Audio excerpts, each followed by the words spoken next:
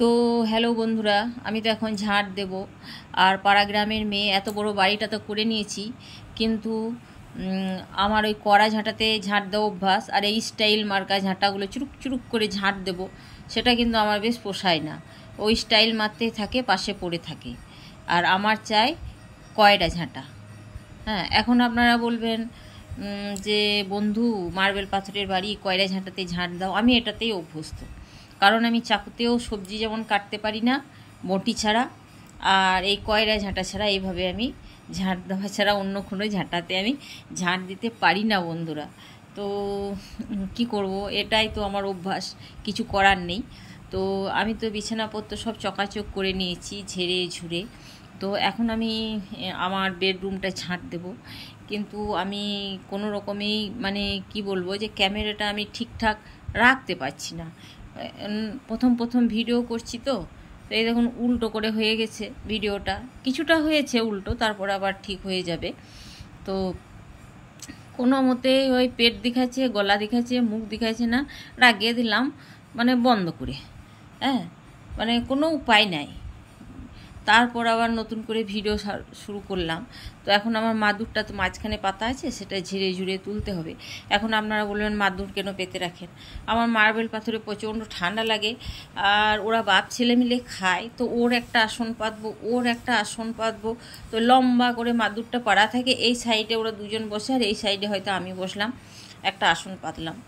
তো যে কারণে এই ঝাঁট দেবো, মাদুরটা তুলে ফেললাম। আর আমি চপ্পল পরেই থাকি, এক জোড়া চপ্পল আমার বাড়ির মধ্যেই থাকে, যেটা পরে আমি বাইরের দিকে যাই না, বাড়ির মধ্যেই ঘোরাফেরা করি। কারণ জানি না, একটা ইউটিউবেরই ভিডিওতে দেখছিলাম যে যাদের শরীরে আয়োডিনের অভাব থাকে তাদের তলপা সবসময় নাকি ঠান্ডা ঠান্ডা অনুভব হয়।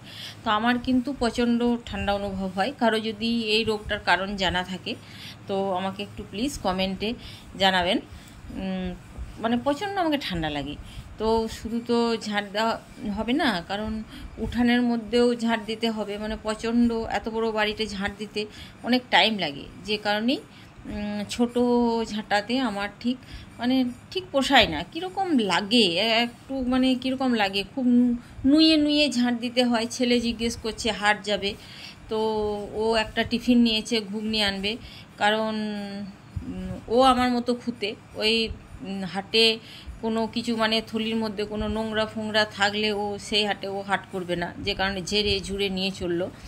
আর ঘুগনি আনতে ও টিফিন নিয়ে চললো। এই কারণেই দেখবেন এখন দোকানগুলোতে না ঘুগনি দিয়ে দেয় কালো চিকটাতে, তো যেটা আমারও রুচি হয় না, আমার হাজব্যান্ডেরও রুচি হয় না, ছেলে তো খুঁতে বটেই। তো যে কারণে ও না একটা টিফিন নিয়ে যায়, ওই টিফিনের মধ্যে ঘুগনি নিয়ে আসে। তো এবার তো প্রচণ্ড রোদ্দুর, তো আমাকে একদম কড়া রোদে ঝাঁট দিতে হবে। তো আমি ওই পা মোছাটা ঝেড়ে দিই দেওয়ালের মধ্যে দু একবার, সবে নতুন রং হয়েছে।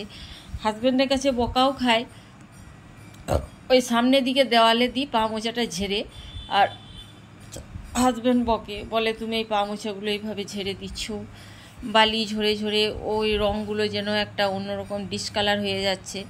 তো অভ্যাসে পরিণত হয়ে গেছে, মানুষ তো সেই অভ্যাসের দাস, কি করব। তো অভ্যাসেই পরিণত হয়ে গেছে। এখন আমি ঝাঁট দেবো, যে কারণে একটা গামছা মাথাতে ঢাকা নিচ্ছি। থোবড়াটা তো ঠিক রাখতে হবে, বলুন বন্ধুরা, ভিডিও টিডিও বানাচ্ছি, ফেসবুকে বানাচ্ছি, ইউটিউবে বানাচ্ছি, তো থোবড়াটা তো ময়লা হতে দিলে হবে না, তাই না? তো থোবড়াটা ঠিক রাখতে হবে, আর থোবড়াটা ঠিক রাখতে গেলে অত কড়া রোদ্রে বেরোলে চলবে না। আর আমি তো স্কুল থেকে এসে আমি যখন ঝাঁট দিই, মানুষ ঝাঁট দেয় কখন, সকাল 7টায় 8টায়, আর আমার ঝাঁট দিতে হয়ে যায় বেলা 12টা। রান্না বান্না করে আমি যখন ঝাঁট দিই তখন সূর্য মামা একবারে তুঙ্গে থাকে। তো বলুন তো, ওই কড়া রোদে ঝাঁট দিতে গেলে তো একটু ঢাকাঢুকি নিয়ে ঝাঁট দিতেই হবে। আর ওই কড়া ঝাঁটার কী হয় বন্ধুরা, ওই গোড়ার দিকটা হাতে ওই ফোড়া যায়। অনেকে দেখেছি চিকতা টিকতা গুঁড়িয়ে রাখে, তো অত আমার সময়ও হয় না চিকতা গুঁড়িয়ে রাখা।